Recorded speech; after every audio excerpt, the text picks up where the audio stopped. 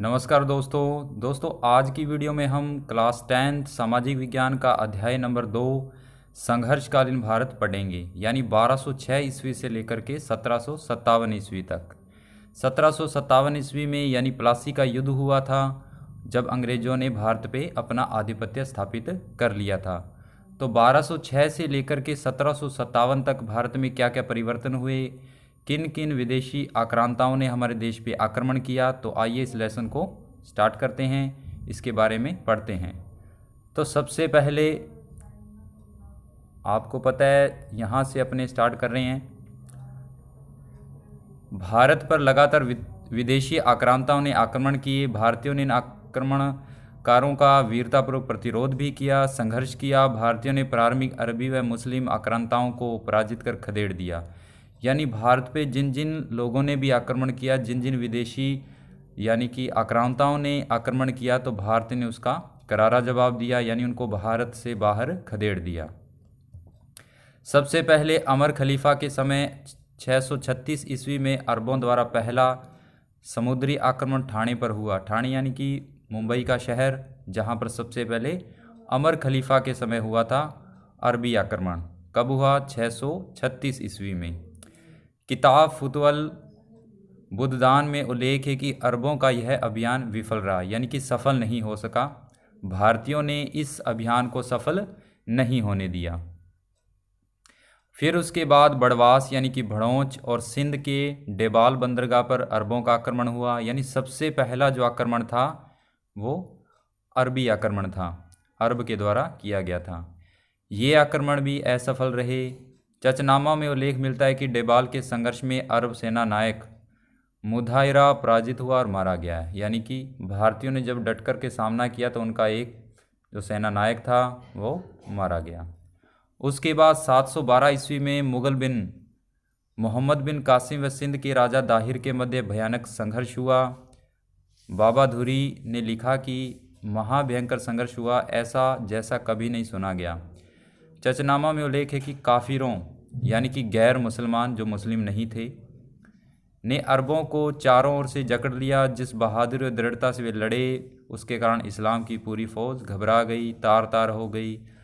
इसी बीच संयोगवश एक तीर हाथी पर सवार राजा दाहिर के सीने पर लगा, इस कारण राजा की मृत्यु हो गई। इसके बाद राजकुमार जयसिया और साम्राज्ञी रानीबाई किले की रक्षा के लिए डटे रहे। ये तो था पहले का। उसके बाद महमूद गजनबी को कश्मीर ने शाही शासक जयपाल और आनंदपाल से कड़ा संघर्ष करना पड़ा था। यानी कि जब कभी भी भारतीयों पर आक्रमण हुआ तो भारतीयों ने उसका जवाब दिया। यानी जब कोई विदेशी जाति भारतीयों पर आक्रमण करती थी, भारत पर आक्रमण करती थी, तो भारतीयों के द्वारा उसका करारा जवाब दिया गया था। जब महमूद गजनबी आया तो वहाँ यानी कि यहाँ पर जब उसने आक्रमण किया, तब कश्मीर के शासक के द्वारा यानी उसको अच्छी मात दी गई, यानी करारा जवाब दिया गया। उसके बाद मोहम्मद गौरी को पृथ्वीराज चौहान के हाथों की गई के द्वारा पराजित हुआ। यानी कि जो सबसे पहले महमूद गजनबी, उसने बार बार भारत पे आक्रमण किया, क्योंकि जो गुजरात था, गुजरात में एक मंदिर था सोमनाथ का मंदिर, उसने उसको कई बार यानी लूटने का प्रयास किया, लेकिन हर बार असफल हो गया था। यानी 17-18 बार वो इसी मकसद से भारत पे आक्रमण किया था, उस मंदिर को लूटने के लिए, क्योंकि उस समय वो जो मंदिर था सोमनाथ का मंदिर, वो खजाने से भरपूर रहता था। फिर उसके बाद मोहम्मद गौरी आया, आपने सुना होगा। उस समय भारत पे जो शासन था, यानी कि जब उसने आक्रमण किया था मोहम्मद गौरी ने, तो पृथ्वीराज चौहान था जो कि शासक था यहाँ का, और उसके साथ उसका संघर्ष हुआ था।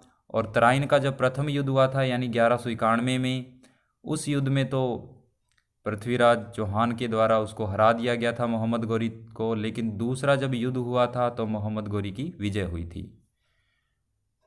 अब उसके बाद हम पढ़ते हैं महमूद गजनबी को कश्मीर के शाही शासक जयपाल और आनंदपाल से, ये तो हो गया।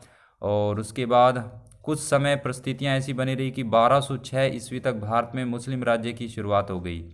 यानी कि उन्होंने जब विदेशी आक्रमण बार बार होते रहे, तो 1206 ईस्वी आते आते भारत में मुस्लिम राज्य स्थापित होने लगा था।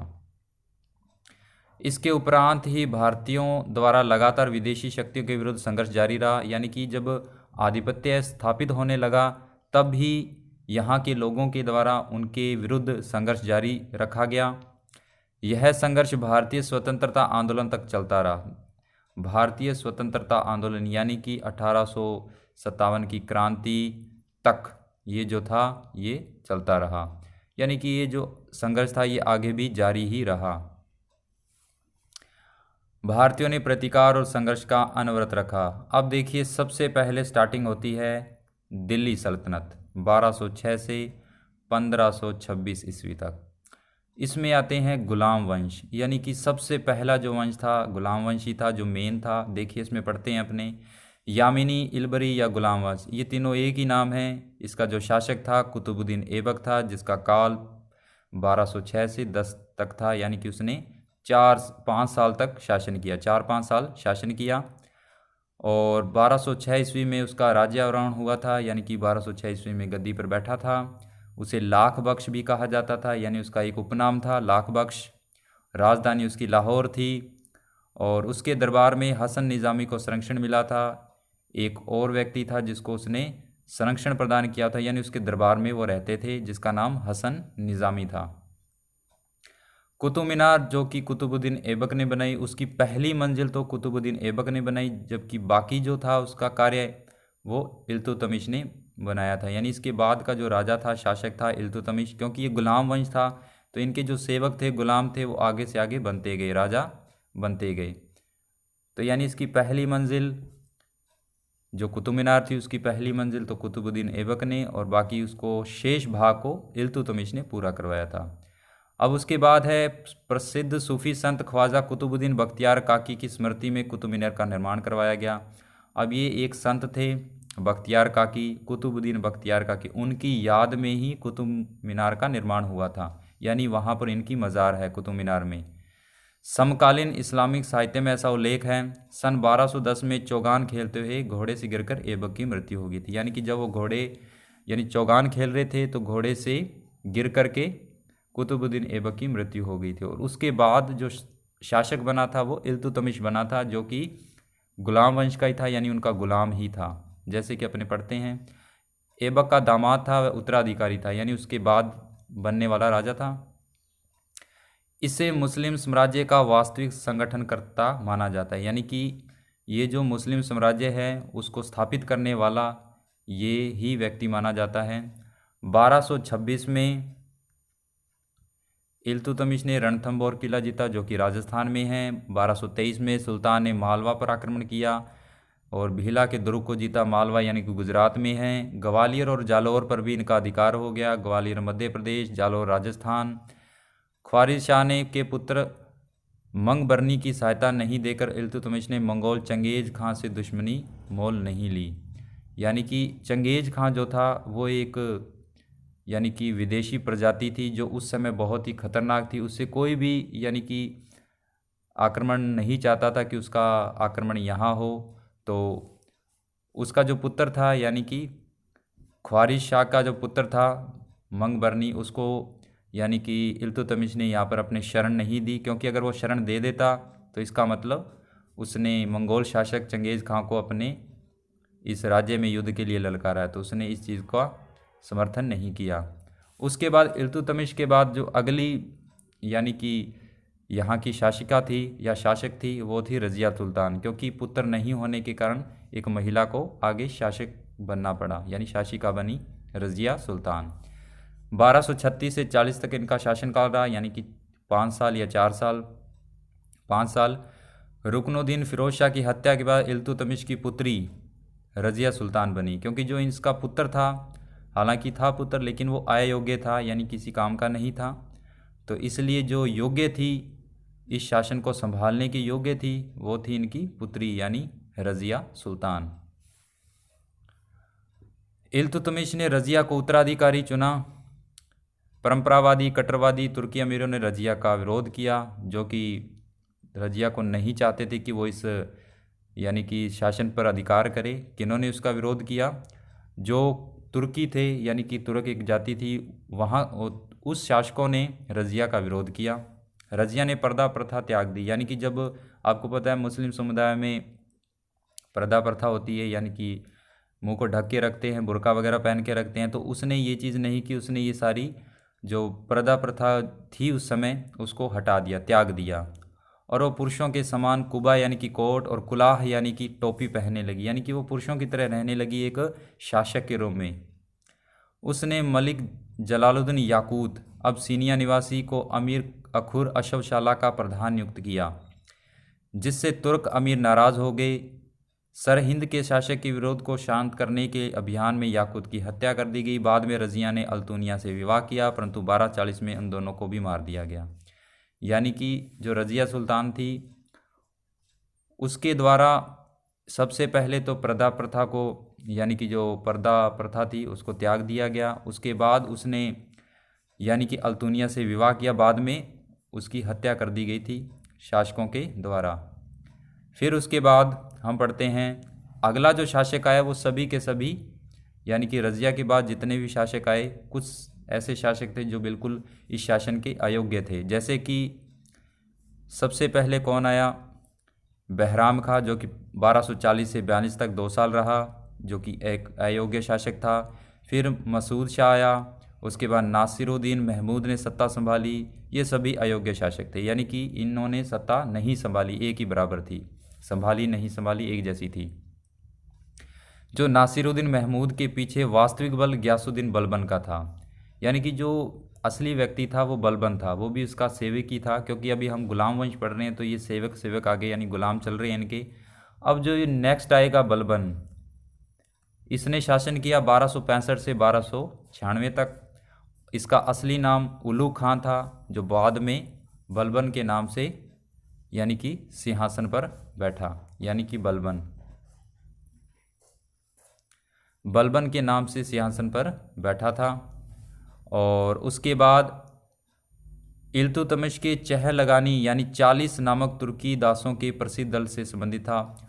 यानी कि जो इल्तुतमिश था उसने एक दल बनाया था जिसका नाम था चहलगानी, यानी कि 40। उसके अंदर ऐसे 40 तुर्की दास थे जो कि एक संगठन के रूप में रहते थे। उस संगठन का ये एक हिस्सा था बलबन। वह 1265 ईस्वी में गद्दी पर बैठा। मंगोलों का सामना करने के लिए एक सैन्य विभाग दीवानी आरिज को पुनर्गठित किया।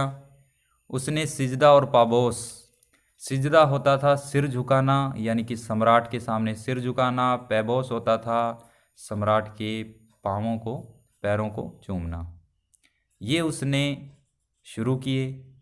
बलबन दिल्ली सल्तनत के प्रशासनिक ढांचे के निर्माताओं में से प्रमुख था। उसने शत्रुओं के प्रति लौ और रक्त की नीति अपनाई, यानी पुरुषों को मार दिया जाता था जिसमें, तथा बच्चों और स्त्रियों को गुलाम बनाया जाता था। उसने यानी कि ऐसी नीति अपनाई जिससे कि उससे हर कोई यानी कि मुकाबला करने में असक्षम हो जाए, यानी कि कोई भी उससे सीधा मुकाबला नहीं करे। तो उसने लो और रक्त की नीति को अपनाया, यानी वो किसी को बख्शता नहीं था, इतना क्रूर व्यक्ति था। उसने अपने शासन को चलाने के लिए इस नीति का पालन किया। और स्त्रियों को गुलाम बनाया जाता, वैसे भी गुलाम वंशी है ये। फिर उसके बाद 1286 में बलबन की मृत्यु के बाद अमीरों के दलीय संघर्ष में खूनी रूप ले लिया। क्यूमर्स का वध कर 1290 में जलालुद्दीन खिलजी ने समय को सुल्तान घोषित कर दिया। बलबन का राजस्व सिद्धांत प्रसिद्ध रहा है। और बलबन की मान्यता था कि राजा पृथ्वी पर ईश्वर का प्रतिनिधि है। राजा साधारण जनता से अलग व्यक्तित्व है, वह ईश्वर द्वारा प्रदत्त गुणों से युक्त है। यानी बलबन जो था वो ये मानता था कि जो राजा है वो पृथ्वी पर ईश्वर का प्रतिनिधि है, यानी ईश्वर के द्वारा बनाया गया है वो, ये बलबन मानता था। और जनता से अलग व्यक्तित्व है, यानी कि राजा जनता से बिल्कुल अलग है, जनता अलग है, राजा अलग है। वह ईश्वर द्वारा प्रदत्त गुणों से युक्त है, यानी ईश्वर ने उसमें ऐसे ऐसे गुण दिए हैं कि वो जनता से बिल्कुल अलग है। तो इसके बाद यानी कि जब बलबन की मृत्यु हो गई तो उसका ये शासन भी खत्म हो गया। ठीक है, उसका ये शासन खत्म हो गया। और उसके बाद जो शासन आता है वो आता है खिलजी वंश। अब इस चित्र में आप देख सकते हैं ये भारत का नक्शा है और भारत में आप देख सकते हैं कौन सी साइड में किसका राज्य था। देखिए, अब जहाँ आप जानते हैं राजपूत लिखा है वो अपना राजस्थान का भी कुछ हिस्सा है। अब दिल्ली गुलाम वंश, क्योंकि दिल्ली का जो क्षेत्र था इस साइड में गुलाम वंश इतना फैला, और इधर देवगिरी यादव, और दक्षिण की साइड में होयशाला, और इधर वारंगल काकतिया चंदेल, ये कुछ यानी कि वंशज थे जो उस समय अलग अलग राज्यों में फैले हुए थे। और ऊपर की तरफ है गजनी और पेशावर, यानी ये पाकिस्तान या इस साइड में आते थे। ठीक है, फिर इसके बाद अपने पढ़ते हैं खिलजी वंश, क्योंकि बलबन जो लास्ट व्यक्ति था जिसने यानी कि गुलाम वंश का, उसके बाद उसकी ये सत्ता समाप्त हो गई, फिर खिलजी वंश आता है।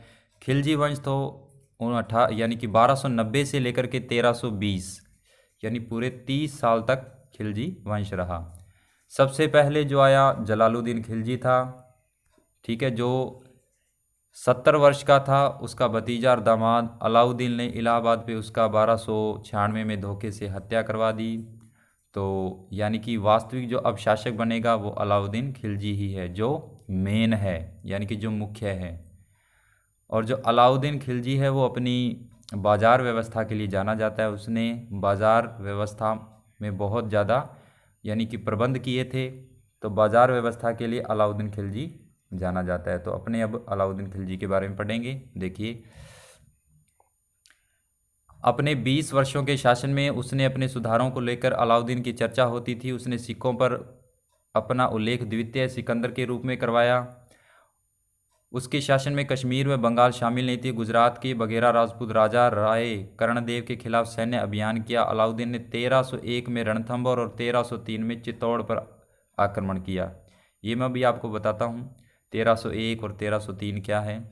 गुजरात अभियान के दौरान उसने अपार धन संपदा प्राप्त हुई और एक हिंदू से धर्मांतरित मुस्लिम सेनानायक मलिक काफूर का साथ मिला। अब देखिए, मलिक काफूर, पहले तो ये बताता हूँ आपको, मलिक काफूर जो था वो अलाउद्दीन खिलजी का खास सेनापति था, यानी उसके एक इशारे पर वो किसी की भी हत्या कर सकता था। तो इसका जो खास सेनापति था उसका नाम याद रखना, अलाउद्दीन खिलजी का मलिक काफूर। अब उसने राजस्थान, अब आपको मैंने बताया 1301 में रणथंभौर, कानड़ देव प्रबंध, यहाँ का शासक कानड़ देव था।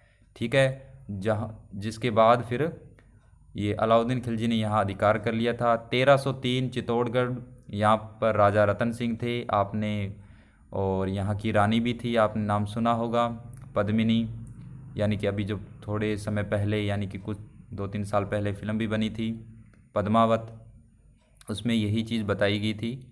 तो पद्मिनी जो थी यानी कि रावल रतन सिंह की पत्नी थी, और उसी के कारण ये युद्ध हुआ था 1303 में। और ये राजस्थान का यानी मेवाड़ का पहला साका माना जाता है।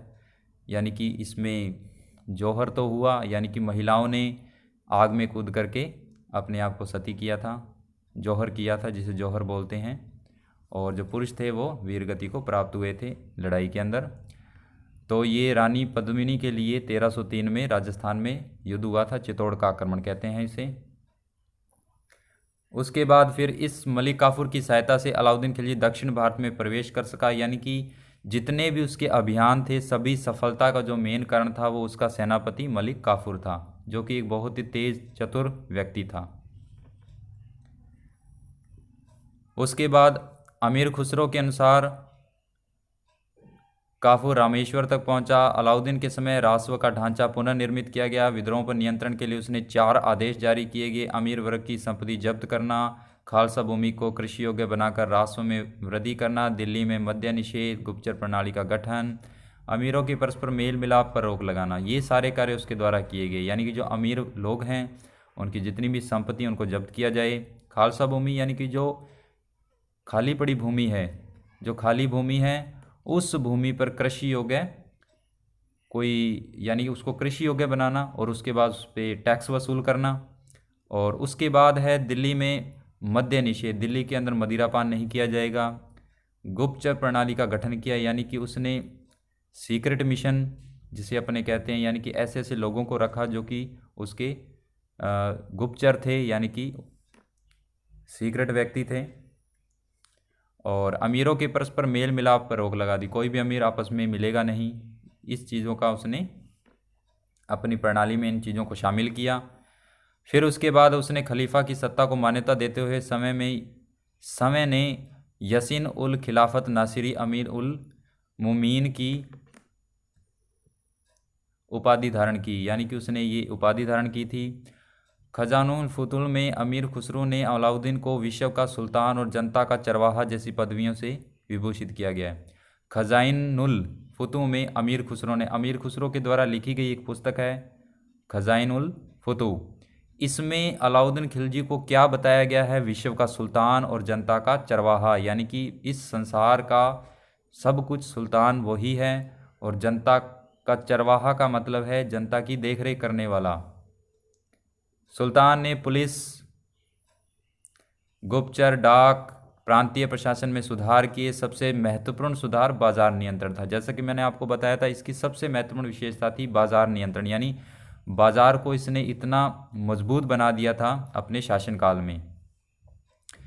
जैसे दीवान सियासत व्यापार का नियंत्रक, शाहना व दंडाधिकारी बाजार का दरोगा, यानी बाजार में हर प्रकार के लोगों को इसने, हर प्रकार के सेनापतियों को वहाँ पर नियंत्रित करने के लिए रखा था। और मोहतसीब यानी जनसाधारण का रक्षक, नापतोल का निरीक्षक करता, बरीद मुमालिक गुप्तचर अधिकारी थे आदि नए पद सृजित कर प्रशासन को ठीक किया, यानी कि इसने बाजार व्यवस्था को उचित ढंग से पुनः निर्मित किया। उसने अपनी की विशाल सेना के रखरखाव हेतु आर्थिक सुधार किए। मोल भाव सुनिश्चित करने के सुल्तान ने काला बाजारी, मुनाफाखोरी पर रोक लगा दी, क्योंकि बाजार में अगर कोई यानी कि मुनाफाखोरी करता है या काला बाजारी करता है तो उसने सुल्तान के द्वारा उस पर रोक लगा दी गई थी। फिर है सराय अदल, स्थानीय विदेशी वस्तुओं का बाजार था। अलाउद्दीन पहला शासक था जिसने सैनिकों को नगद वेतन दिया था, यानी कि काम के बदले हाथों हाथ वेतन देने वाला पहला जो सुल्तान था वो अलाउद्दीन खिलजी ही था। फिर देखिए 1303 में अलाउद्दीन ने अलाई किला अथवा कुश सिरी बनवाया, जिसमें 7 द्वार थे। 1316 में अलाउद्दीन की मृत्यु के बाद उसका पुत्र कुतुबुद्दीन मुबारक खिलजी शासक बना। उसने अपने पिता के सभी कठोर आदेशों को रद्द कर दिया था, क्योंकि उसका पिता कठोर था लेकिन वो इतना कठोर नहीं था। समय को खलीफा घोषित कर दिया और कौन सी उपाधि धारण की? उल वासिक विला की उपाधि धारण की। इसकी हत्या के बाद नासिरुद्दीन खुसरव शाह सुल्तान बना, जो खिलजी वंश का अंतिम शासक था। तो इस प्रकार से खिलजी वंश भी समाप्त हुआ। अब देखिए खिलजी वंश कहाँ कहाँ था। जो ऊपर जो आप देख रहे हैं यानी कि ऑरेंज कलर में, वो सारा खिलजी वंश था, और नीचे वाला जो वाइट कलर में, यहाँ खिलजी वंश बाद में आया था, नहीं फैला था। ये खिलजी साम्राज्य था। फिर आता है तुगलक वंश। खुसरव शाह जो कि खिलजी वंश का अंतिम शासक था, उसको मृत्यु हो गई, उसकी हत्या कर दी गई। उसके बाद गाजी मलिक अथवा तुगलक गाजी ग्यासुद्दीन तुगलक 1320 में दिल्ली का सुल्तान बना। एक नया व्यक्ति बना और अपने नए वंश की स्टार्टिंग की, जिसका नाम था तुगलक वंश। सुल्तान बनते ही उसने प्रांतीय विद्रोहों का सामना शुरू हो गया।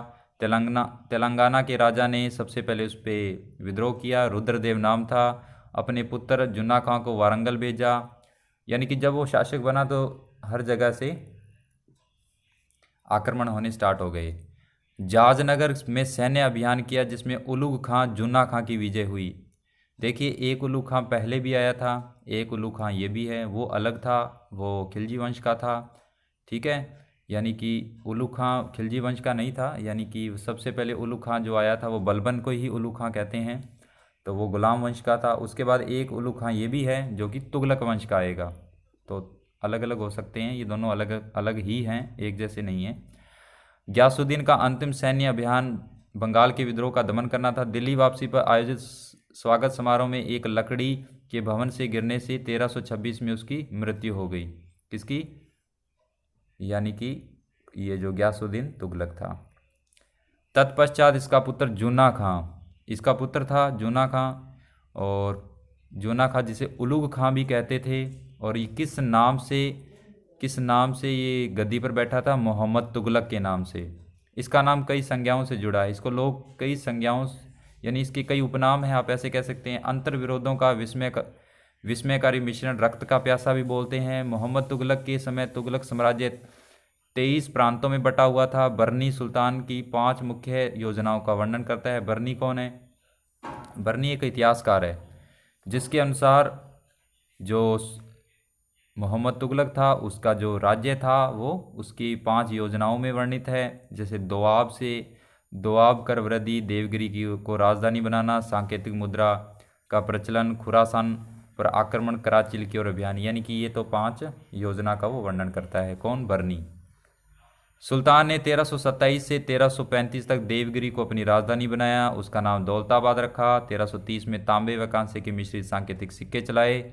लोगों ने जाली सिक्के बनाना आरंभ कर दिया। सांकेतिक मुद्रा बंद करनी पड़ी। मोरक्को का यात्री इब्न बतूता लगभग 1323 में भारत आया था। सुल्तान ने उसे दिल्ली का काजी नियुक्त किया। यानी जो एक मोरक्को का यात्री था वो जिसका नाम इब्न बतूता था वो सुल्तान मोहम्मद शाह के यानी मोहम्मद तुगलक के समय भारत आया था और उसे दिल्ली का काजी नियुक्त किया गया यानी मौलवी नियुक्त किया गया। 1342 में राजदूत बनाकर चीन भेजा गया उसी को और 1351 में मोहम्मद तुगलक की मृत्यु हो गई। अब आएगा फिरोज शाह तुगलक। जो फिरोज शाह तुगलक था उसने सबसे ज़्यादा यानी कि नगरों का निर्माण करवाया था। उसकी ये सबसे बड़ी विशेषता थी कि उसने सबसे ज़्यादा नगरों का निर्माण करवाया। फिर भी अपने इसके बारे में पढ़ लेते हैं। 1351 में बना। मोहम्मद तुगलक का चचेरा भाई था। बंगाल के हाजी इलियास के स्वतंत्र हो जाने से उसके विरुद्ध फिरोज शाह ने 2 बार सैन्य अभियान किया परंतु असफल रहा। फिरोज शाह ने सरकारी व सेना की नौकरी को वंशानुगत किया। इसने ऐसे ऐसे कार्य किए जो कि आम जनता के लिए फ़ायदेमंद हों और उसने अपने पुत्र फतेह खां को अपना उत्तराधिकारी नियुक्त किया। सिक्कों पर अपने नाम के साथ उसका नाम भी अंकित करवाया। फिरोज ने भवन निर्माण कला से अत्यधिक महत्व दिया। हिसार, फिरोजाबाद, जौनपुर नगर बसाए। टोपरा व मेरठ से अशोक स्तंभ दिल्ली लाए परंतु विद्वान इन्हें पढ़ ना सके। फिरोज की सबसे बड़ी उपलब्धि थी हांसी व सिरसा के क्षेत्रों में पानी की कमी को दूर करने के लिए नहरों की खुदाई। यानी किसने नहरें भी बनवाई, नहरों का निर्माण करवाया। किसने? फिरोज शाह तुगलक ने। ये इसकी कुछ मेन बातें थी। फिर है एक नहर सतलज नदी से दीपालपुर के तथा दूसरी यमुना से सिरमौर के पास खुदवाई। उपज वृद्धि की, अकाल से निपटने के लिए ठोस नीति अपनाई। यानी कि इसने ऐसे ऐसे कार्य किए जो जनता के लिए बेनिफिट थे। उसने न केवल ब्राह्मणों पर जजिया नामक कर लगाया। अब ये जजिया कर क्या? ये यानी कि टैक्स था जो कि यानी कि हिंदुओं से भी लिया जाता था, मुस्लिमों से भी लिया जाता था। तो इसने न केवल ब्राह्मणों पर जजिया नामक कर लगाया बल्कि मुस्लिम विचारधारा शिया समर्थक व्यक्तियों को मृत्युदंड भी दिया। यानी कुछ कार्य गलत भी किए। गैर इस्लामी सजाएं समाप्त कर दी। गैर शरीयत कर हटा दिए गए। केवल 4 मुख्य कर खराज, जकात, खसम और खमस और जजिया रखे गए। दासों की संख्या में असाधारण वृद्धि और दीवान बंदगान के नाम से दासों के नाम में नया विभाग भी खोला। फिरोज ने दिल्ली के खरबूजों अंगूरों की खेती को प्रोत्साहित किया, अनेक बाग लगवाए और 1388 में इसकी मृत्यु हो गई। यानी कि इसने कुछ ऐसे इस प्रकार के कार्य करवाए। इसने सिर्फ 4 ही कर रखे, खराज, जकात, खम्स और जजिया कर। तो ये 4 कर हैं, टैक्स है। इसके बाद जब इस वंश का अंत हो गया तो सैयद वंश आया। तैमूर ने दिल्ली को जीतकर खिज्र खां को अपना प्रतिनिधि नियुक्त किया। खिज्र खां ही सैयद वंश की स्थापना की। 1414 से लेकर के 1421 तक शासन करने के बाद खिज्र खां ने न तो कभी शाह की उपाधि धारण की, न ही अपने नाम के सिक्के चलाए। इसके बाद मुबारक शाह आया तथा जिसने सर्व शाह की उपाधि धारण की। अब आता है लोधी वंश, यानी सबसे पहले आएगा कौन सा? बहलोल लोधी। तो देखिए, अंतिम सैयद शासक आलम शाह ने स्वेच्छापूर्ण दिल्ली पर शासन त्याग किया। बहलोल लोधी 1451 में दिल्ली पर अधिकार कर लिया। दिल्ली पर तुर्कों के पहली बार अफगान साम्राज्य पर शासन हुआ। जौनपुर के महमूद शासक शर्की ने दिल्ली पर अधिकार करने के प्रयास को असफल कर दिया। तो देखिए, सबसे पहले आया बहलोल लोधी, ठीक है। इसके बाद इसने कुछ कार्य किए, जैसे मैं बता देता हूँ। भूमि की नाप और उसके आधार पर भूमिकृत नियत करने का कार्य किया। एक गज चलाया जो कि 30 इंच का होता था। और इसके बाद देखिए इसकी मृत्यु भी हो जाती है। कब इसकी मृत्यु हो गई थी? इसकी 1499 में इसकी मृत्यु हो गई थी। इसके बाद इसका दूसरा पुत्र जो कि निज़ाम शाह सिकंदर शाह की उपाधि धारण कर सुल्तान बना था, यानी इब्राहिम लोदी के बाद सिकंदर लोदी आया। ठीक है। और उसके बाद जिसका उपनाम क्या था? उसका उपनाम गुलरू खां था। इसी उपनाम से कविता भी लिखता था। उसकी मृत्यु के बाद उसका पुत्र इब्राहिम लोदी आगरा में गद्दी पर बैठा, यानी कि ये उससे पहले की बात है। और इसमें आपको कुछ और, इब्राहिम लोदी व राणा सांगा के मध्य युद्ध हुआ जिसमें लोदियों की हार हुई थी। पानीपत के मैदान में सिकंदर बाबर के युद्ध में हार गया था। तो मैं आपको बता दूं, पहले मेन जो है इसमें इब्राहिम लोदी था, जो जिसकी सामना राणा सांगा के साथ हुआ था, जिसमें इब्राहिम लोदी हार गया था। उसके बाद फिर उसका पुत्र आया था सिकंदर लोदी, और सिकंदर लोदी का जो आक्रमण था, यानी कि उसकी जो टक्कर थी बाबर के साथ थी, और फिर बाबर जीत गया था और सिकंदर लोदी हार गया था। तब से दिल्ली पर जो शासन था वो बिल्कुल ख़त्म हो गया था, क्योंकि उसके बाद बाबर आ गया था, मुग़ल काल आ गया था। अब सल्तनत कालीन जो थी इसमें क्या क्या यानी कि प्रशासन था। सुल्तान क्या होता था? देखिए, सुल्तान की उपाधि तुर्की शासकों द्वारा प्रारंभ की गई थी। महमूद गजनबी सुल्तान की उपाधि धारण करने वाला पहला शासक था। और उसके बाद अमीर, सुल्तान की शक्ति पर अमीर वर्ग का प्रभाव था। और अमीरों यानी कि इस समय जो सल्तनत कालीन था ना, इसमें सबसे ज़्यादा प्रभाव अमीरों का था। इस चीज़ का आप ध्यान रखें। इल्तुतमिश के काल में 40 अमीरों का समूह चहलगानी कहलाता था, जो कि हमने पढ़ा है। शासन की योग्यता व अयोग्यता के अनुसार अमीरों का दरबार में प्रभाव कम ज़्यादा होता रहता है। और ये तो उनके कार्य हैं। केंद्रीय शासन व्यवस्था मजलिस एक हलवद मंत्री परिषद की तरह होती थी। जैसे अपने यहाँ मंत्रियों की परिषद होती है, वैसे उस समय एक संस्था होती थी जिसे हम मजलिस एक हलवद बोलते थे, जिसके अंदर वजीर, आरिफ ममालिक, दीवाने इंशा, दीवाने रिसालत, इसके 4 स्तंभ होते थे। वजीर का कार्यालय दीवाने विजरत कहलाता था, वित्त विभाग जिसे कहते थे। और मुस्तौफ़ी जिसे महालेखा परीक्षक बोलते थे। खजीन जिसे खजांची बोलते थे। मजूमदार जिसे हिसाब संग्रहकर्ता बोलते थे। तो ये देखिए इस चित्र में आपने देखा भी, उस चित्र के ऊपर मुग़ल साम्राज्य अब आने वाला है। अब ये मुग़ल साम्राज्य ऊपर ऑरेंज थोड़ा फीका है, ये सारा मुग़ल साम्राज्य ही है। आएगा भी मुग़ल साम्राज्य, जो कि काफ़ी समय तक रहा। अब इसके अंदर ये चीज़ बताई गई है कि सल्तनत काल में कौन कौन से विभाग थे और किसको क्या क्या कार्य दिया गया था। तो ये तो आप किताब से पढ़ सकते हैं। अपने पढ़ते हैं मुग़ल कालीन भारत। ठीक है, यानी कि मुग़लों की स्टार्टिंग 1526 में हुई थी। तो मैं आपको वैसे ही बता देता हूँ। देखो, सबसे पहले बाबर ही आया था। ठीक है, मुग़ल काल में 1526 में, क्योंकि 1526 में खानवा का युद्ध हुआ था राणा सांगा के साथ। क्योंकि सबसे पहले, उससे भी पहले बाबर ने आक्रमण किया था दिल्ली पर, जब दिल्ली का जो राजा था कौन था? सिकंदर लोदी था। ठीक है, तो दिल्ली तो पर जो सिकंदर लोदी था वो हार गया था, और दिल्ली पर कब्जा किसका हो गया था? बाबर का। फिर बाबर ने राजस्थान जो कि मेवाड़ कहलाता था उस पर भी आक्रमण किया था, तब वहाँ का शासक था। क्योंकि जो उस समय जब बाबर बना था शासक, तब जो सत्ता थी यानी कि जो शासन था, एक तरफ राणा सांगा का था, जो कि राणा सांगा उस समय बहुत ही प्रसिद्ध था, और उसका जो शासन था चारों ओर फैल रहा था, यानी उसकी जो सत्ता थी चारों ओर फैल रही थी। तो इसी चीज़ को लेकर के बाबर ने फिर सोचा कि अगर वो राणा सांगा को हरा देता है तो उसका जो यश गान है वो पूरे भारत में फैल जाएगा। तो इसलिए फिर युद्ध हुआ, जिसे हम खानवा का युद्ध कहते हैं। खानवा यानी कि भरतपुर रियासत में है, और 1526 में हुआ था। और उसके बाद इस युद्ध में बहुत सारी नीतियों का पालन भी किया गया था, यानी कि बहुत सारी, जैसे कि एक बताता हूँ मैं आपको, तुलुगमा पद्धति होती है वो इसके अंदर यूज़ की गई थी, जिसके कारण ही तोप का यूज़ भी किया गया था, जिसके कारण बाबर इस युद्ध को जीतने में सफल हो पाया था। फिर भी अपने कुछ चीज़ें पढ़ लेते हैं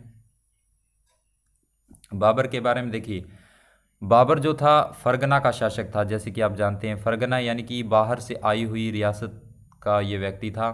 फरगना तो दूसरी यानी जगह पर था, यानी अफ़गानिस्तान वगैरह उस साइड का ये था शासक, क्योंकि फरगना एक रियासत थी अफ़गानिस्तान वाली साइड में, तो वहाँ का ये शासक था। इसके जो पिता थे वो तो थे मंगोल शासक थे, यानी मंगोलों से थे, और इसकी जो माँ थी वो चंगेज़ खां की वंशज थी। चंगेज़ खां एक तुर्की जाति थी जो कि बहुत ज़्यादा क्रूर थी, तो इसके अंदर दोनों जातियों का सम्मिश्रण था, इस कारण इसी ये दोनों जातियों से परिपूर्ण था। फिर भी पढ़ लेते हैं अपने। देखो, बाबर 1526 में पानीपत के प्रथम युद्ध में इब्राहिम लोदी को परास्त किया, यानी कि पानीपत का युद्ध हुआ था जिसमें सिकंदर लोदी जो था उसको हरा करके, यानी कि इब्राहिम लोदी था जो, उसको हरा करके ये भारत पर आक्रमण किया और दिल्ली का शासक बन गया था। ठीक है। और उसके बाद वह तुर्क मुसलमान था, तैमूर का वंशज था। तुर्क वंश से संबंधित होने के कारण मंगोल सेना नायक चंगेज खां के वंश से भी इसका ताल्लुक था, क्योंकि इसकी जो माँ थी वो चंगेज खां की वंशज थी, यानी कि इसके अंदर दो जातियों के गुण थे। और उसके बाद जहीरुद्दीन मोहम्मद बाबर जो प्रारंभ में पिता की मृत्यु के बाद फरगना की गद्दी पर बादशाह की उपाधि के साथ बैठा था, यानी कि ये सबसे पहले बादशाह की उपाधि धारण करने वाला जो व्यक्ति था वो बाबर ही था। ठीक है। बादशाह की उपाधि धारण करने वाला पहला तैमूर वंशी शासक भी था, ये तो आगे लिखा भी हुआ है। वैसे आगरा से 40 किलोमीटर दूर खानवा में बाबर व राणा सांगा का युद्ध हुआ था, और 1526 में हुआ, यानी कि 27 में हुआ। 1526 में पानीपत का युद्ध हुआ, 1527 में खानवा का युद्ध हुआ। ठीक है। बाबर ने ये युद्ध तुलगुमा पद्धति से लड़ा था और जिहाद का नारा दिया था। जिहाद होता है धर्म युद्ध। ठीक है। और तुलगुमा पद्धति क्या होती है, तो थोड़ा सा मैं इसके बारे में आपको बता देता हूँ कि तुलगुमा पद्धति क्या होती है। देखिए, जैसे कि युद्ध क्षेत्र है, गोल घेरा है, तो जैसे भी पहले लड़ाइयाँ करते थे, लड़ाई होती थी, युद्ध होता था, तो सबसे आगे जो रहता था वो, यानी कि राजा रहता था। राजा की पहचान कैसे होती थी? राजा या तो मुकुट धारण किए होते था या फिर किसी बड़े हाथी पर बैठा होता था। जो हाथी पर बैठा होता था या फिर यानी कि जिसके सिर पे मुकुट होता था वो राजा होता था, क्योंकि राजा की यही पहचान होती थी। ठीक है। तो जब राणा सांगा के साथ युद्ध हुआ था, तो इस युद्ध में, जिसे हम खानवा का युद्ध कहते हैं, इस युद्ध में उसने तुलगुमा पद्धति अपनाई थी। तो तुलगुमा पद्धति में क्या होता है कि क्योंकि बाबर को इस चीज़ का पता था, हमें तो इस चीज़ का पता नहीं था, तो राणा सांगा जो था, एक तरफ राणा सांगा था और दूसरी तरफ बाबर था। तो बाबर ने देखा कि राणा सांगा तो सबसे आगे खड़ा है युद्ध करने के लिए जब युद्ध शुरू हुआ था, लेकिन बाबर ने अपनी इस नीति के तहत, यानी तुलगुमा पद्धति के तहत, वो खुद स्वयं आगे नहीं आया, वो सबसे पीछे रहा, सेना के पीछे, और अपनी सेना को उसने आगे रखा। और उसके अलावा उसने दोनों साइड में, यानी कि फौज की दूसरी साइड और एक इस साइड में, दोनों तरफ एक रिजर्व सेना भी रखी, ताकि ज़रूरत पड़ने पर वो रिजर्व सेना निकल करके आक्रमण कर दी, यानी साइड से। तो यानी उसने इस प्रकार की व्यूह रचना की थी जिससे अगर कोई लड़ाई भी होती तो वो खुद उसमें जख्मी ना हो, क्योंकि वो तो पीछे, सबसे पीछे खड़ा हुआ था और अपनी सेना का हौसला अफजाई कर रहा था, यानी हौसला दे रहा था लड़ने के लिए, बार बार कह रहा था। और इस कारण, और दूसरी बात, उसने रिजर्व सेना भी रखी हुई थी दोनों तरफ। तो यही तुलगुमा पद्धति होती है, यानी कि दोनों तरफ से घेर लेना। जब बाबर के द्वारा राणा सांगा की सेना को घेर लिया गया तो ये युद्ध उसके द्वारा जीत लिया गया था। और उसके बाद उसने, जब ये युद्ध जीत गया था, तो उसने गाजी की उपाधि धारण की थी, यानी कि धर्म युद्ध तो उसने पहले ही घोषित कर दिया था, क्योंकि जिहाद यानी कि धर्म युद्ध कहते हैं।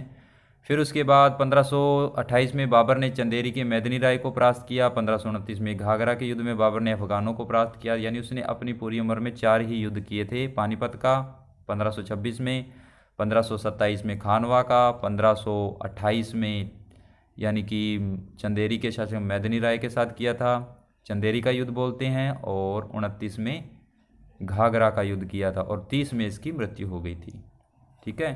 तो उसके बाद इसे कहाँ दफनाया गया था? इसे यमुना के किनारे आगरा में रामबाग में दफनाया गया बाद में, क्योंकि बाबर ने अपनी पुस्तक लिखी थी बाबरनामा, उसमें उसने लिखा था कि उसे कहाँ दफनाया जाए, उसे काबुल में दफनाया जाए। तो सबसे पहले उसे तो आगरा में दफनाया गया था, लेकिन बाद में जब उसकी उस बुक को पढ़ा गया तो उस बुक के अनुसार उसे वहाँ से वापस निकाल करके और काबुल यानी कि अफ़गानिस्तान की राजधानी काबुल में दफनाया गया। ठीक है, तो ये था बाबर। बाबर के बाद उसका पुत्र आता है हुमायूं।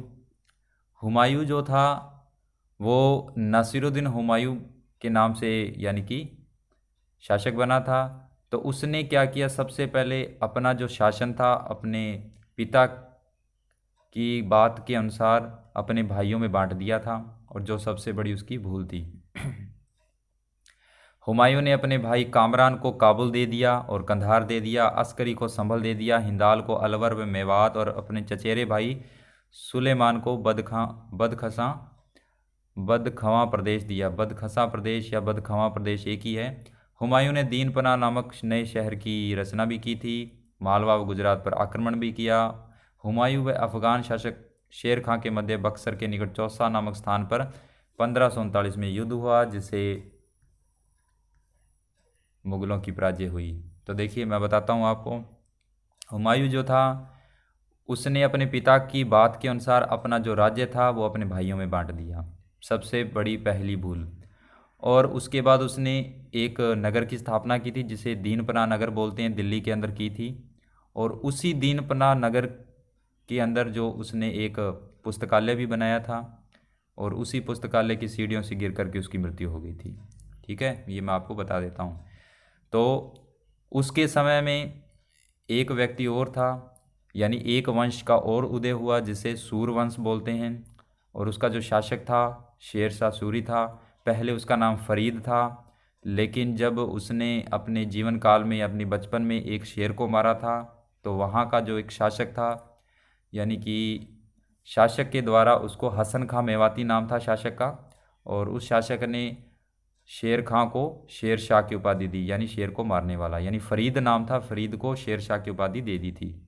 ठीक है, यानी शेर खां की उपाधि दी थी। और शेर शाह की उपाधि तो उसे तब मिली थी जब वो युद्ध जीत के आया था। कौन सा युद्ध, वो मैं आपको आगे बताऊंगा। उस युद्ध के कारण उसको शेर शाह की उपाधि मिल गई थी। ठीक है, बस इसी के कारण, यानी शेर शाह के कारण ही हुमायूं का जो जीवन काल था वो लड़खड़ा गया था। तो पढ़ते हैं फिर भी अपने थोड़ा सा। शेर शाह का असली जो नाम था वो क्या था, फरीद था। 1540 में कनौज या बिलग्राम का जब युद्ध हुआ, किसके मध्य हुआ, शेर शाह के मध्य और हुमायूं के मध्य। बस इसी युद्ध में ही उसने शेर शाह की उपाधि धारण की थी, यानी बचपन का नाम फरीद था, जब उसने शेर मारा तो उसका नाम शेर खां हो गया, जब उसने युद्ध जीता तो उसका नाम शेर शाह हो गया। ठीक है, दिल्ली की सल्तनत शेर शाह के अधिकार में चली गई, यानी अब दिल्ली का वो शासक बन गया। हुमायूं की तो हार हो गई थी। हुमायूं जो है वो निर्वासित जीवन यानी कि जंगलों में चला गया था, और उसके बाद फिर वो शेख अली अख्तर की लड़की हमीदा से शादी की, जो आगे चलकर अकबर की माँ बनी थी। हमीदा बानो बेगम से उसने शादी की थी, जिसका पुत्र ही अकबर था, जो कि आगे आएगा, यानी हुमायूं के बाद उसका बेटा अकबर आता है। ठीक है, अब इसके बाद धीरे धीरे हुमायूं ने कंधार काबुल को जीता, यानी उसने जब वहाँ शादी की तो उसके बाद फिर उसने धीरे धीरे पुनः प्रयास किया अपने राज्य को पाने के लिए।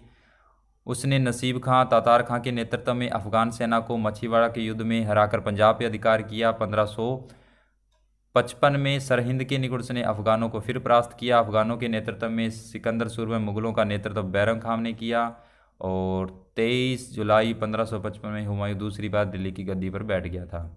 क्योंकि जब वो दोबारा दिल्ली की गद्दी पर बैठा था तब शेर शाह सूरी की मृत्यु पहले ही हो चुकी थी, इसलिए अगर शेर शाह सूरी भी होता उस समय तो हुमायूं नहीं बैठ पाता। शेर शाह सूरी की मृत्यु 1545 में ही हो गई थी। ठीक है, और ये 1555 में बना था 10 साल के बाद, और 10 साल के बाद सिर्फ बनने के बाद सिर्फ ये 1 साल ही रहा, यानी 1556 में इसकी वापस मृत्यु हो गई थी। किसकी, हुमायूं की। तो देख लिए इसमें लिखा भी होगा। और एक चीज़ थी कि जो 1556 में वह दीनपला में स्थित पुस्तकालय की सीढ़ियों से गिरकर फिसल कर गिर गया था और गहरी चोट के कारण मर गया था। यानी ये जो दीनपना नगर बनाया था, पुस्तकालय बनाया था, ये इसी ने बनाया था, और इसी पुस्तकालय से गिर करके इसकी मृत्यु हो गई थी। ठीक है, अब जो हुमायूं था अफ़ीम के नशे में चूर रहता था, अफ़ीम बहुत खाता था, ज्योतिष में आस्था रखता था, 7 दिन 7 रंग के कपड़े पहनता था। तो ये इस चीज़ का आप ध्यान रखिए। सूर साम्राज्य मैंने बता ही दिया आपको, वही है पढ़ लीजिएगा, सेम ही चीज़ है।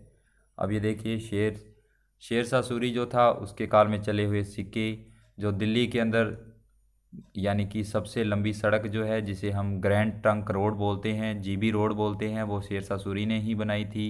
इसने कुछ पद्धतियाँ भी बनाई थी जो आप पढ़ेंगे बुक में तो आपको पता लग जाएगा। अकबर, अब अकबर के बारे में थोड़ा सा डिटेल में अपने पढ़ेंगे।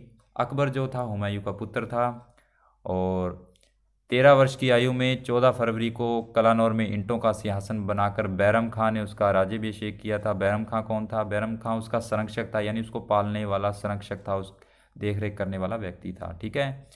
और उसके बाद हेमू व मुगल प्रतिनिधि बैरम खां के मध्य पानीपत की दूसरी लड़ाई हुई थी जिसमें हेमू की मृत्यु हो गई थी। हेमू जो था, हेमू कौन था? 22 युद्धों का विजेता था, 23वें युद्ध में वो हार गया था। ये तो थोड़ा सा ज़्यादा नहीं है।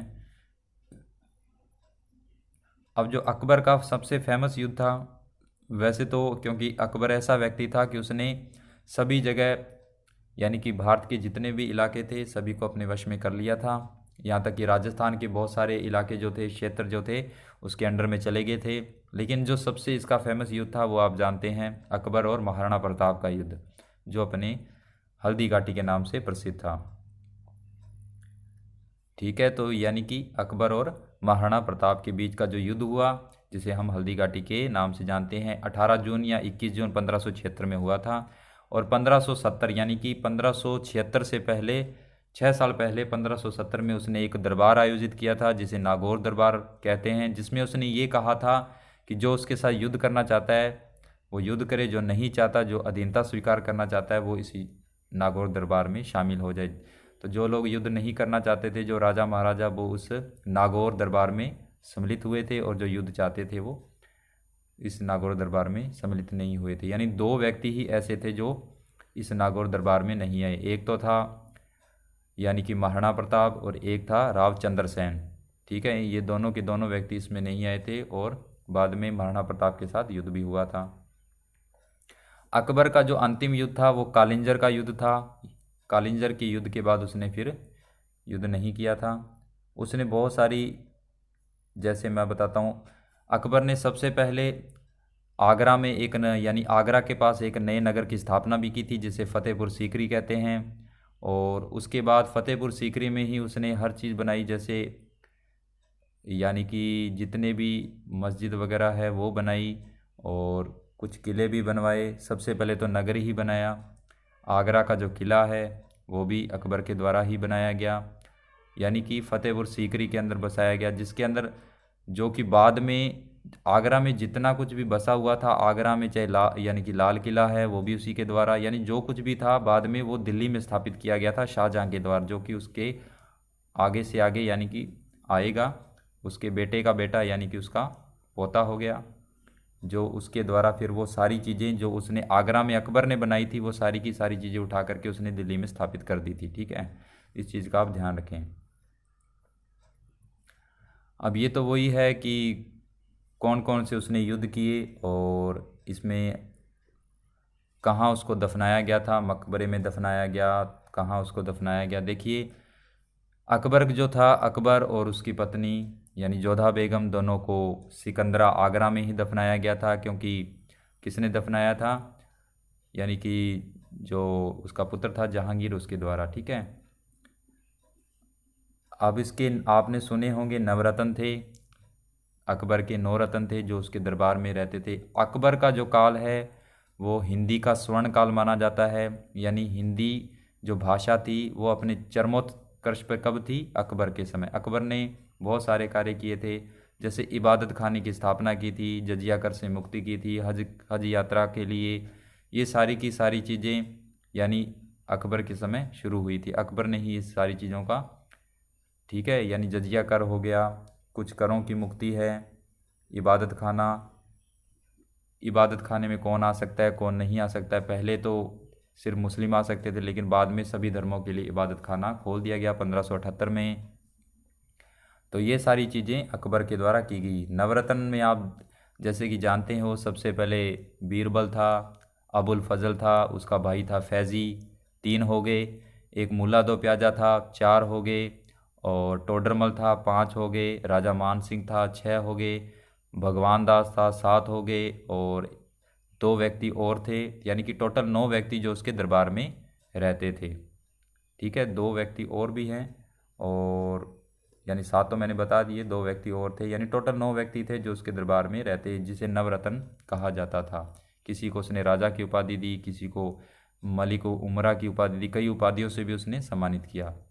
तो ये चीज़ें हैं। अब इसके बाद उसका पुत्र बनता है जहांगीर। जहांगीर अपनी न्याय की जंजीर के लिए प्रसिद्ध था, यानी कि एक जंजीर थी जो कि आगरा के किले के दरवाजे से लेकर के एक बुर्ज पे लटकी हुई थी, एक बड़ी सी जंजीर। जब कोई गलती करता था, यानी कि जो भी उसके विद्रोही थे, वो उसको उस जंजीर के सहारे उनको दंड दिया जाता था। इसलिए जो जहांगीर था अपनी न्याय की जंजीर के लिए प्रसिद्ध था। तो पहला बात, यानी पहला प्रश्न तो यही है। जहांगीर जो था उसने, यानी जो आपको पता है, बचपन का नाम उसका सलीम था, सलीम कहते थे। और सलीम अनारकली भी आपने नाम सुना होगा उस समय।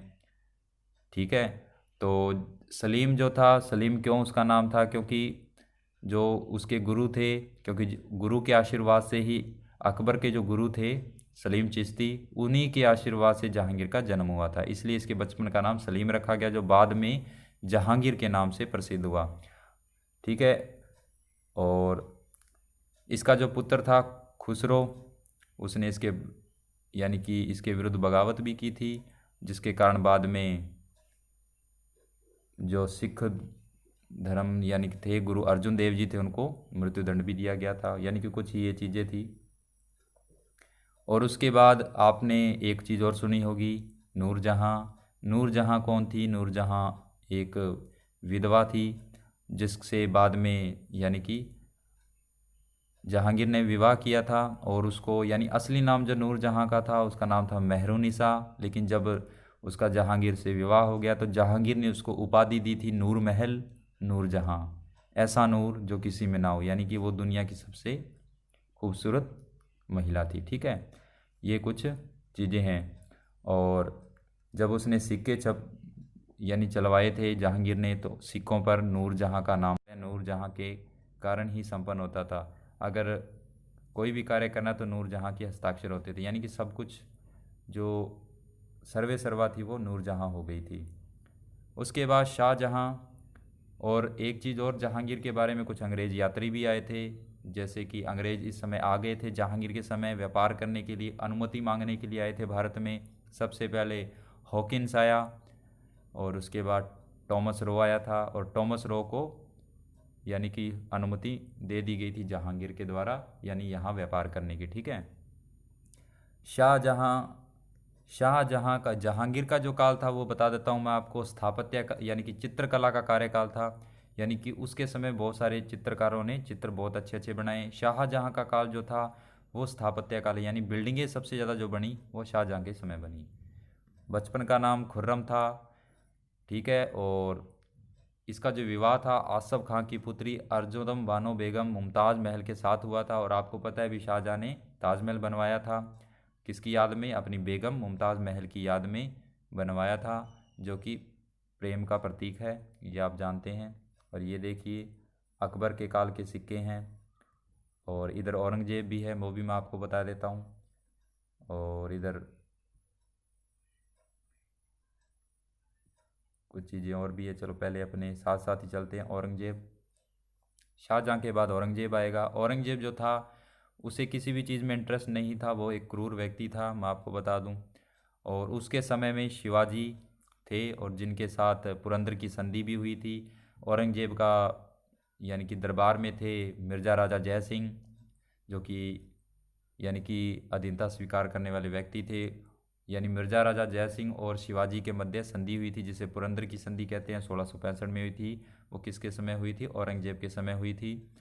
औरंगजेब ने अपने जीवन काल में यानी कि हर किसी चीज़ पे पाबंदी लगा दी थी, चाहे वो संगीत हो, और चाहे चित्रकारी हो, चाहे संगीत, चित्रकारी या स्थापत्य कला, हर चीज़ पे उसने पाबंदी लगा दी थी। हर किसी को छुट्टी पर भेज दिया था, यानी हर चीज़ में उसको इंटरेस्ट नहीं था, किसी भी चीज़ में इंटरेस्ट नहीं था। फिर भी उसने ये देखिए, मैं सबसे पहले अपने इसकी बात करते हैं। अकबरकालीन सिक्के, अकबर के काल में ऐसे सिक्के चलते थे। ये है अकबर के द्वारा बनाया गया एक नया नगर फतेहपुर सीकरी, आगरा के पास था। ठीक है, तो अब देखिए इसमें शाहजहाँ और औरंगजेब दोनों आ गया, क्योंकि शाहजहाँ का ही पुत्र औरंगजेब था। क्योंकि शाहजहाँ के कई पुत्र थे, कई रानियाँ थी, लेकिन जो मेन थे, 4 पुत्र थे जो मेन थे, जिसमें युद्ध भी हुआ था। इसमें सबसे योग्य जो पुत्र था वैसे तो इसका, यानी कि शाहजहाँ का जो योग्य पुत्र था उसका नाम था दारा शिकोह, जो कि योग्य था। लेकिन औरंगजेब क्रूर व्यक्ति था, इसलिए ये भी इसी का ही पुत्र था, यानी कि शाहजहाँ का। लेकिन ये क्रूर होने के कारण इसने अपने सभी भाइयों को ख़त्म कर दिया था। दारा शिकोह को भी ख़त्म कर दिया और बाद में खुद यानी कि गद्दी पर बैठा था। यहाँ तक कि अपने पिता को भी इसने ताजमहल में कैद कर लिया था। अपनी माता की मृत्यु तो यानी पहले हो चुकी थी। शाहजहाँ की पत्नी जिसका नाम मुमताज़ महल है, उसकी मृत्यु हुई थी तभी तो ताजमहल बना था, यानी उसकी मृत्यु उसी की याद में ही तो बना था। उसकी मृत्यु तो पहले हो गई थी और बाद में उसी किले में यानी शाहजहाँ को भी कैद कर लिया गया था। किसके द्वारा? औरंगजेब के द्वारा। तो इस प्रकार से औरंगजेब बिल्कुल क्रूर व्यक्ति था। ये तो हो गया। और औरंगजेब के समय आपको पता है सिखों के 9वें गुरु तेग बहादुर को औरंगजेब के अत्याचारों से विरुद्ध आवाज़ उठाई थी, लेकिन आवाज़ उठाने के कारण उनकी भी मृत्यु हो गई थी। तो औरंगजेब इस प्रकार का व्यक्ति था। उसने औरंगजेब ने अपनी पत्नी की याद में एक मकबरा बनाया था जिसका नाम है बीबी का मकबरा, यानी वाइफ का मकबरा, जो कि बिल्कुल और बिल्कुल कैसा था? ताजमहल की नकल थी। इसलिए उसे द्वितीय ताजमहल या फूहड़ ताजमहल या नकली ताजमहल इस प्रकार के नाम से संबोधित करते हैं। यानी ये चीज़ें इसमें लिखी हो ना हो, लेकिन मैंने आपको ये चीज़ें बता दी जो कि आपके लिए इम्पोर्टेंट थी। मेन चीज़ें यही थी। मुगल कालीन प्रशासन कैसा था, मुगल काल में क्या क्या चीज़ें थी, ये इसमें यानी कि किस व्यक्ति को क्या कहा जाता था वो इसके अंदर है। जैसे कुछ पोतदार कौन होते थे? पोतदार या फौतदार बोलते थे खजांची को। कानूनगो होता था पटवारियों का अधिकारी। और आलमगुजार किसे कहते थे? मालगुजारी का अधिकारी बोलते थे। उसके बाद फिर सत्ता के साथ प्रतिरोध व सहयोग राजस्थान के संदर्भ में। अब किस किस ने इसका प्रतिरोध किया था? राव शेखा, हमीर चौहान, महाराणा प्रताप, चंद्रसेन, बीकानेर का राय सिंह, सवाई जय सिंह, अमर सिंह राठौड़। ये वो व्यक्ति थे जिन्होंने यानी कि मुगलों, सभी मुगलों का, यानी कि ऐसे नहीं कि सिर्फ एक ही व्यक्ति की बात हो रही है यहाँ, जितने मुगल प्रशासन का विरोध करने वाले व्यक्ति थे। जैसे कि आप चित्र में देख सकते हैं, ये राव शेखा है। इसके बारे में पढ़ते हैं पहले। राव शेखा का जन्म 1433 में हुआ था। इसके पिता मोकल माता का निर्वाण था। मोकल जो थे आमेर यानी कि जयपुर के आने वाले नान के शासक थे। और 1445 में 12 वर्ष की उम्र में शेखा ने अपने पिता का उत्तरदायित्व संभाला और उदयकरण ने शेखा की महाराव की उपाधि प्रदान की। 16 वर्ष की उम्र में मुल्तान, सेवार और नगरचल के सांखला राजपूत पर अचानक आक्रमण पर विजय प्राप्त कर शेखा का पहला सफल अभियान था।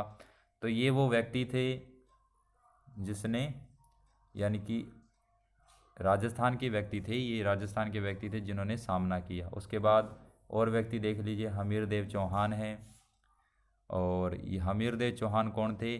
बाढ़ भट्ट के बाद उसका पुत्र जैतर सिंह रणथंभौर का शासक बना। जैतर सिंह ने अपने जीवन काल में छोटे पुत्र हमीर देव चौहान को उत्तराधिकारी नियुक्त किया। ये राजस्थान के संदर्भ में कुछ बातें आती है। और फिर अपने ये जो है ये आप सभी जानते हैं कौन है? महाराणा प्रताप। इसके बारे में भी मैं आपको बता देता हूँ। ये राव चंद्रसेन, बीकानेर का राय सिंह। और उसके बाद फिर अपना, क्योंकि ये चैप्टर काफ़ी बड़ा चैप्टर है, फिर आते हैं मराठों का इतिहास। तो दोस्तों अगर मैं ये चैप्टर पूरा करता हूँ तो इसमें काफ़ी लंबा चैप्टर हो जाएगा, क्योंकि एक वीडियो में इतना चैप्टर फिर आप के लिए थोड़ा दिक्कत वाला होगा। लेकिन अपने थोड़ा सा यहाँ तक कर लेते हैं, हमीरदेव चौहान तक, और उसके बाद फिर अपने नेक्स्ट वीडियो लेक्चर में इसके आगे के पार्ट को पढ़ेंगे। यानी कि अपने नेक्स्ट वीडियो लेक्चर में महाराणा प्रताप से पढ़ेंगे। ठीक है, अपने यहाँ तक पढ़ लेते हैं। कहाँ तक? हमीरदेव चौहान तक।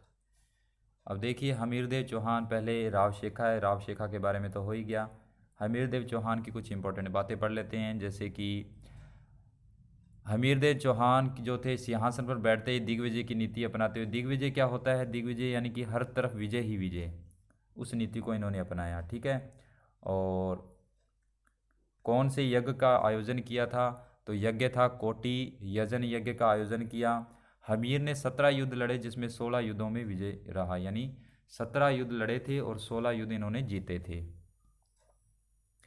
उसके बाद जलालुद्दीन फिरोज खिलजी ने झाइन में रणथंभौर की ओर से बढ़कर दुर्ग को घेराबंदी की थी। काफ़ी दिनों के प्रयास के बाद सुल्तान को जब सफलता नहीं मिली तो उसके बाद फिर घेरा उठाने का निर्णय लिया गया। जलालुद्दीन खिलजी हमीरदेव की मजबूत मोर्चाबंदी को नष्ट करने में असफल रहा और 1291 में सुल्तान यानी रणथंभौर दुर्ग का घेरा उठाकर दिल्ली की तरफ चले गए।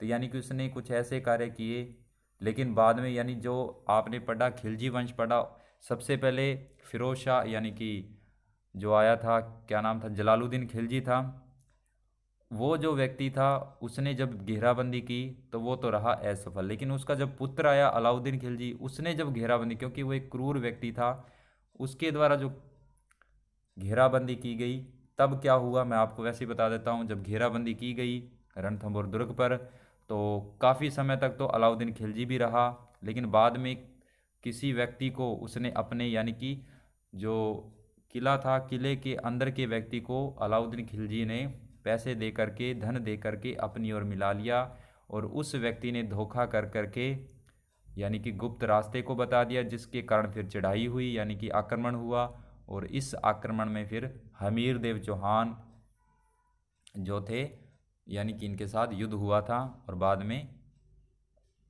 में यानी कि ये वीरगति को प्राप्त हुए थे। तो मेन चीज़ यही थी और बाद में वहाँ की स्त्रियों ने जौहर किया था। ठीक है दोस्तों, तो मेन चीज़ ये थी जो मैंने आपको बता दी। बाद में अगर आप इसको पढ़ेंगे तो इसमें भी यही चीज़ आएगी। नेक्स्ट वीडियो लेक्चर में हम यानी कि महाराणा प्रताप से इसके दूसरे पार्ट को पढ़ेंगे और उससे नेक्स्ट वीडियो लेक्चर में हम इसके तीसरे पार्ट को क्वेश्चन आंसर के साथ पढ़ेंगे। तो आई होप जितना भी कंटेंट मैंने बताया है आपको, आपके लिए यानी आपकी तैयारी के लिए इम्पोर्टेंट होगा। तो इसी प्रकार से आप जितना इस चीज़ को बार बार देखेंगे यानी कि बार बार वीडियो को देखोगे तो आपके लिए बेनिफिट होगा, आपके लिए चीज़ें और आसान होती जाएगी। तो आई होप ये वीडियो लेक्चर आपको पसंद आया होगा। पसंद आया तो इस वीडियो को लाइक करें, ज़्यादा से ज़्यादा शेयर करें और कमेंट्स में हमें ज़रूर बताएं कि ये वीडियो लेक्चर आपको कैसा लगा। इसी उम्मीद के साथ thank you for watching this video guys. See you the next video lecture. Take care and good bye.